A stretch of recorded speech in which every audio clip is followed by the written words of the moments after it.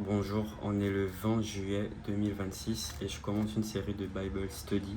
Je vais commencer par le Nouveau Testament. Ça fait longtemps que je trouve que c'est nécessaire que je commence à lire la Bible. Du coup, je vais commencer à la lire. On est le jour 1 et je vais documenter ça. Je sais pas combien de temps je vais tenir. Si ça se trouve, je vais m'arrêter au jour 10. Mais voilà, le but c'est de commencer à lire la Bible et de tout documenter. Donc voilà, on commence. Je pense que je vais lire un chapitre où, bon, en vrai, même si je lis 3 pages, c'est déjà énorme. Donc on va aller à la page 1443.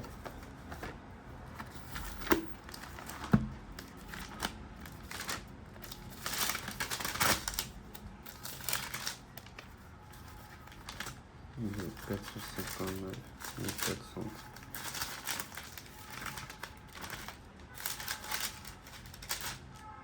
Here we go. L'Évangile selon saint Matthieu.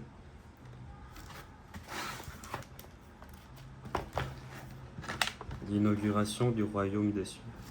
L'enfance de Jésus. Chapitre 1. Ascendance de Jésus. Livre de la jeunesse de Jésus-Christ, fils de David, fils d'Abraham.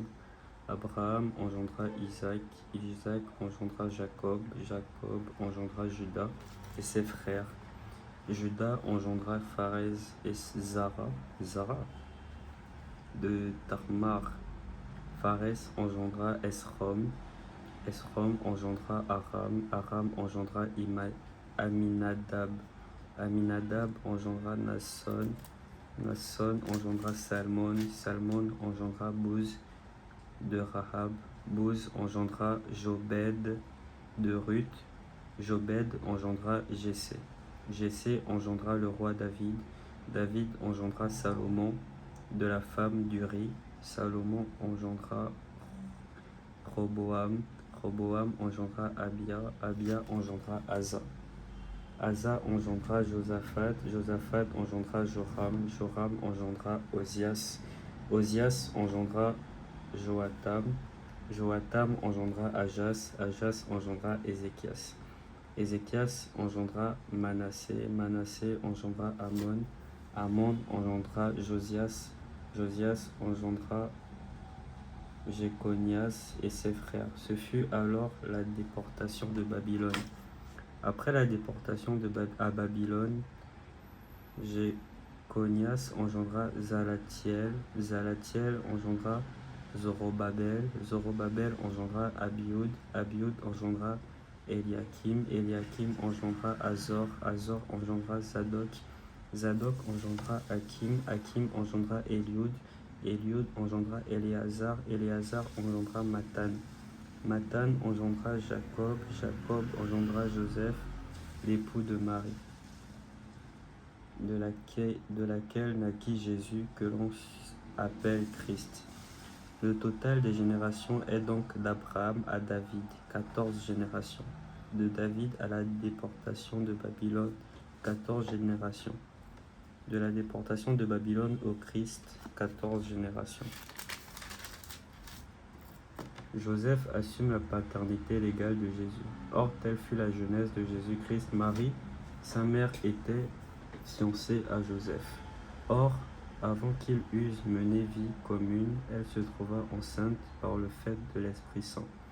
Joseph, son mari, qui était un homme juste et ne voulait pas la dénoncer publiquement, résolut de la répudier sans bruit.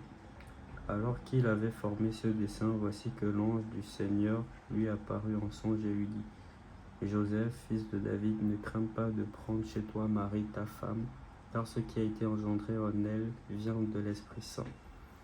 Elle enfantera un fils et tu l'appelleras du nom de Jésus, car c'est lui qui sauvera son peuple de ses péchés. Or tout ceci advint pour que s'accomplisse cette oracle prophétique du Seigneur. Voici que la Vierge concevra et enfantera un fils et on l'appellera du nom d'Emmanuel, ce qui se traduit Dieu avec nous. Une fois réveillé, Joseph fit comme l'ange du Seigneur lui avait prescrit Il prit chez lui sa femme, et il ne la connut pas jusqu'au jour où elle enfanta un fils. Et il l'appela du nom de Jésus. Chapitre 2. La visite des mages. Jésus étant né à Bethléem de Judée au temps du roi Hérode, voici que des mages venus d'Orient arrivèrent à Jérusalem, en disant: Où est le roi des Juifs qui vient de naître? Nous avons vu en effet son astre à son lever et sommes venus lui rendre hommage. L'ayant appris, le roi Hérode s'émut et tout Jérusalem avec lui. Il assembla tous les grands prêtres avec les scribes du peuple, et il s'acquérait auprès d'eux du lieu où devait naître le Christ, à Bethléem de Judée. Ils dirent-ils: Ainsi en effet est-il écrit par le prophète: Et toi, Bethléem, terre de Juda, tu n'es nullement le moindre des clans de Juda, car de toi sortira un chef qui sera pasteur de mon peuple Israël. Alors Hérode manda secrètement les mages. Se fit préciser par eux le temps de l'apparition de l'astre, et les envoya à Bethléem en disant: Allez vous renseigner exactement sur l'enfant, et quand vous l'aurez trouvé, avisez-moi, afin que j'aille moi aussi lui rendre hommage. Sur ces paroles de roi, ils se mirent en route, et voici que l'astre qu'ils avaient vu à son lever les précédait, jusqu'à ce qu'il vint s'arrêter au-dessus de l'endroit où était l'enfant. À la vue de l'astre, ils se réjouirent d'une très grande joie. Entrant alors dans le logis, ils virent l'enfant avec Marie sa mère, et se prosternant, ils lui rendirent hommage. Puis, ouvrant leur cassette, ils lui offrirent en présent de l'or, de l'encens et de la myrrhe. Après quoi, avertis en songe de ne point retourner chez Hérode, ils prirent une autre route pour rentrer dans leur pays. La fuite en Égypte et massacre des innocents. Verset 13. Après leur départ, voici que l'ange du Seigneur apparaît en songe à Joseph et lui dit: Lève-toi, prends avec toi l'enfant et sa mère, et fuis en Égypte et reste-y, jusqu'à ce que je te dise. Car Hérode va chercher l'enfant pour le faire périr.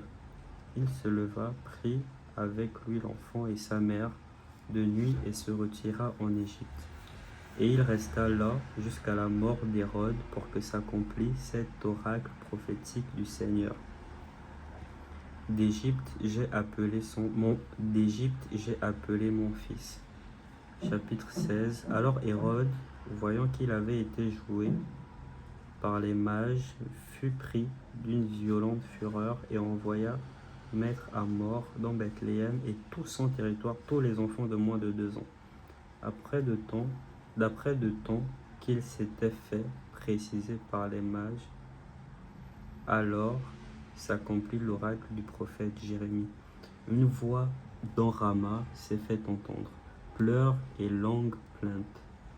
C'est Rachel, pleurant ses enfants, et ne veut pas qu'on la console, car ils ne sont plus. Retour d'Égypte et établissement à Nazareth, verset 19.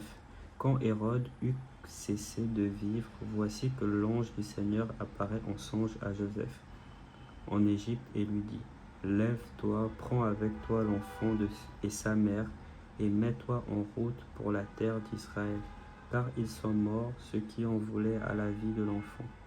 Il se leva, prit avec lui l'enfant et sa mère, et rentra dans la terre d'Israël. Mais apprenant